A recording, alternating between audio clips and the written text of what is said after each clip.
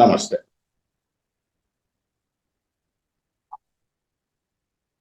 నుత జలపూరితంబులగు నూతులు నూరిటి కంటే సూనృత వ్రత యొక్క బావి మేలు. మరి బావులు నూరిటి కంటే ఒక్క సత్క్రతివది మేలు. తత్క్రతు శతంబున కంటే సుతుండు మేలు. తత్సుత శతకంబున కంటే నొక సూనృత వాక్యము మేలు చూడగన్. ఈ పద్యం భారతం, శ్రీమదాంధ్ర మహాభారతం ఆదిపర్వం చతుర్థాశ్వాసంలో నుంచి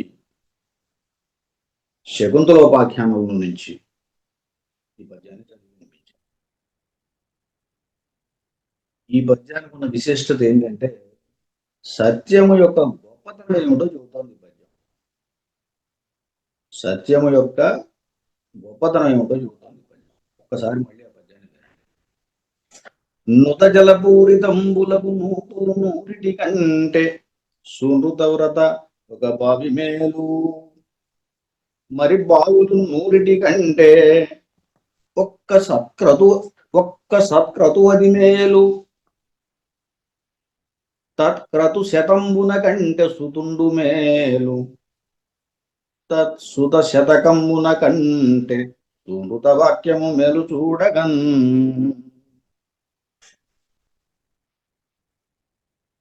ఇందులో సందర్భం ఏమిటి? శకుంతల అత్తవారింటికి వస్తుంది. అంతకుముందు దుష్యంతుడు శకుంతలని గాంధర్వ విధిని వివాహం చేసుకుంటాడు. తిరిగి తన రాజ్యానికి వచ్చి మళ్ళీ నేను తీసుకెళ్తాను అని చెప్పేసి రాజ్యానికి వచ్చేస్తాడు. రాజ్యానికి వచ్చిన వాడు ఆమెను పట్టించుకోడు. అక్కడ శకుంతల గర్భవతి తర్వాత ఒక పిల్లాడిని ఉంటుంది. వాడి పేరు భారతుడు. తండ్రి అయినటువంటి శకుంతల యొక్క తండ్రి అయినటువంటి కణమహర్షి శకుంతలనే అత్తవారింటికి పంపిస్తాడు పుత్ర సమేతంగా. ఇక్కడికి వచ్చిన తర్వాత ఆమెని దుష్యంతుడు పరిగ్రహించడానికి సుముఖంగా లేడు, తీసుకోలేడు, స్వీకరించడు. అప్పుడు చాలా విధాలుగా చెప్పి చూస్తుంది, ధర్మాన్ని కూడా చెబుతుంది, రకరకాలైనటువంటి ధర్మాలను చెబుతుంది శకుంతల రాజు. ఆ క్రమంలోనే ఇలాంటి పద్యం ఒకటి. ఎందుకంటే నువ్వు నన్ను వివాహం చేసుకున్నావు, వాళ్ళు ఏమో చేసుకోలేదు, నువ్వెవరు నాకు తెలియదు అంటున్నావు, ఇలా అబద్ధం ఆడుతున్నావు కదా, సత్యవాకు చాలా గొప్పది అని చెప్పి ఈ పద్యాన్ని చెబుతాం. సత్యవాకు యొక్క గొప్పతనాన్ని ఆయనకు గుర్తు చేస్తాను. ఆయనకు తెలియదని కాదు, కానీ గుర్తు చేస్తాను. ఏమంటోంది? నుత జలపూరితంబులగు నూతులు నూరిటి కంటే సూనృత వ్రత ఒక బావి మేలు. సాధికార విశేషణం అన్నట్టు సూనృత వ్రత అంటోంది. సూనృతము వ్రతము కాగలిగాడు అంటే సత్యమే వ్రతం కాగలిగినటువంటి వాడా అని. అలాంటి వాడు అబద్ధం ఆడకూడదు కదా.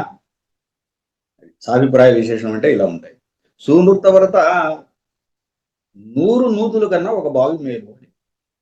నూతికి బావికి తేడా కూడా మనం ఇవాళ సమాజంలో తెలియదు. నూతన్న బావి అన్న అన్ని ఒకటిగానే ఉంటున్నాయి. తేడా ఏమిటో తెలుసుకోవాల్సిన అవసరం ఉంటుంది. నూయి గుండ్రంగా ఒక వరలేసి లోపల నుంచి నీళ్లు తోడుకునేటట్టు ఉంటాయి. మనం ఇవాళ వాటిని నూతి అనకుండానే వాటిని కూడా నూతులు అంటలేదు, వాటిని కూడా బావులనే అంటాం. అసలు ఇవాళ బావులు నూతులు నిజంగానే కనిపించటం లేదు లోకంలో. ఎక్కడ అన్ని వేరే పద్ధతిలోకి వచ్చేసాం, బావులు కనిపించలేదు. మా జనతంలో ఇక కొన్ని గొప్ప బావులు నూతులు చూసాం. బావులకు వచ్చిన ఇదేంటంటే దిగుడు బావుల్లాగా మెట్లుండి కొత్త కిందకెళ్ళి తెచ్చుకునే దానికి కూడా అవకాశం ఉంటాయి. అవి కొంచెం పెద్దగా ఉంటాయి. నూతికి బావుకి తేడా. నూతి ఏమో చిన్నగా ఉంటుంది, బావి కొంచెం పెద్దగా ఉంటుంది. మరి బావులు నూరిటి కంటే 100 నూతుల కన్నా ఒక బావి మేలు అన్నాడు. మరి 100 బావుల కన్నా ఒక సత్క్రతువు అది మేలు. క్రతువు అంటే యజ్ఞము, యాగము ఇలా. ఈ 100 బావుల కన్నా కూడా ఒక యజ్ఞం మేలు అని. తత్క్రతు శతంబున కంటే సుతుండు మేలు. అలాంటి 100 యజ్ఞాల కన్నా కూడా, యజ్ఞాలంటే మీకు సాధారణంగా పుత్రకామేశాను కూడా చాలా పేర్లు విని ఉంటారు. వాజ్పేయము, అశ్వమేధము ఇలాంటి. అలాంటి యజ్ఞాల కన్నా కూడా ఒక సుతుండు మేలు, కుమారుడు మేలట. తత్సుత శతకంబున కంటెము సుహృత వాక్యము మేలు చూడగన్.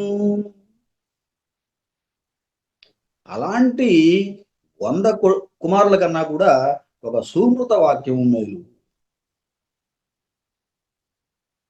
సుమృత వాక్యం అంటే సత్యవాక్యం, అబద్ధం ఆడకుండా ఉంటున్నాం అన్నమాట. ఒక సత్యవాక్యం చాలా మేలు అని ఆమె గుర్తు చేస్తోంది. నిజానికి ఇవాళ మనం లోకంలో ఈ పద్యాన్ని ఎందుకు చెబుతున్నానంటే, సత్యం యొక్క గొప్పతనాన్ని తెలుసుకోవడానికి ఈ పద్యాన్ని చాలా సందర్భాల్లో ఉపయోగిస్తూ ఉంటాం. సత్యానికి ఇంత గొప్ప బలం ఉంటుందని చెప్పేసి తెలుసుకోవడం కోసం, తెలియజేయడం కోసం దానికి 1-2 ఉదాహరణలు కూడా మనం చెప్పుకోవచ్చు. హరిశ్చంద్రుడు సత్యాన్ని పలకడం కోసమే, సత్యాన్ని తప్పకుండా ఉండటం కోసమే భార్య నమ్ముకున్నాడు, తాను కాటు కాపరై జీవించాల్సి వచ్చింది. ఆ నాటకాన్ని చూసినటువంటి గాంధీ మహాత్ముడు ఆనాటి నుండి నేను సత్యమే తప్పకుండా మాట్లాడతాను అని చెప్పేసి ఒక నియమాన్ని తీసుకున్నటువంటి వాడు తన ఆత్మకథలో చెప్పుకున్నాడు. దాని ప్రభావం వల్లే నేను సత్యాన్ని జీవిత పర్యంతం పాటించాలని చెప్పేసి నిర్ణయం తీసుకున్నాను. అలా జీవిత గమనాన్ని మార్చుకున్నటువంటి సందర్భం. సత్యం యొక్క గొప్పతనం ఇలాంటివి. ఇవాళ మన సమాజంలో తెల్లారులేస్తే అబద్ధం చెప్పకుండా జీవితం సాగటం, రోజు సాగటం. ఎందుకుని? సమాజం అలా ఉంది. ఇది ఎప్పటిదో, ఈ కాలానికి మన కాలానికి ఎంత తేడా వచ్చిందో చూడండి. ఈ కాలం ఉన్నట్టుగా మాట్లాడటం కష్టం అవుతుంది.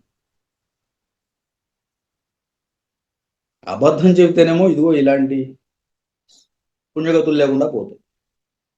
అలా అని చెప్పి సత్యం మాట్లాడితే నిత్యము ఏదో ఒక సమస్య వస్తుంది.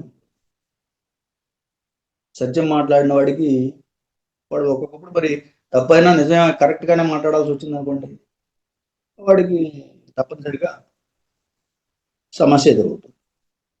నిర్మోహమాటంగా మాట్లాడితే వచ్చే ఇబ్బందులు అలా.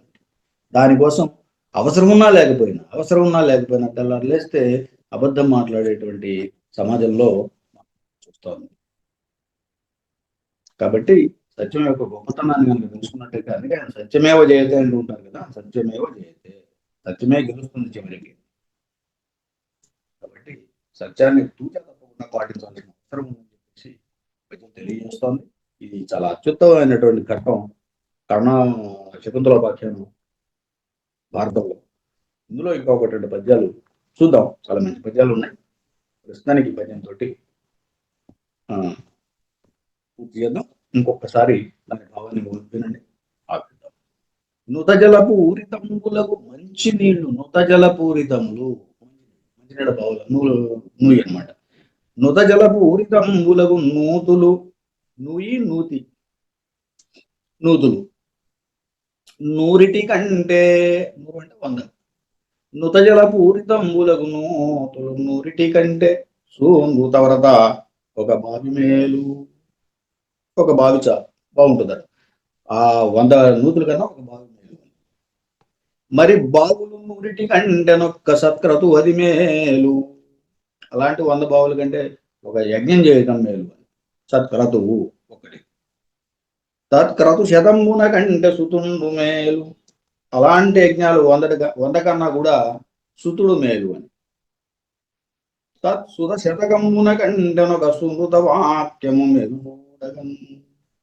అలాంటి 100 కన్నా కూడా ఒక సుమృత వాక్యం, సత్యవాక్యం మేలు అని చెప్పేసి ఈ పద్యం మనకు తెలియజేస్తోంది. ఈ ఘట్టంలో ఆమె దుష్యంతుడికి చెబుతా గుర్తు చేస్తోంది సత్యాన్ని ఎంత అవసరమో దాన్ని ఎందుకు పాటించాలో చెబుతాం.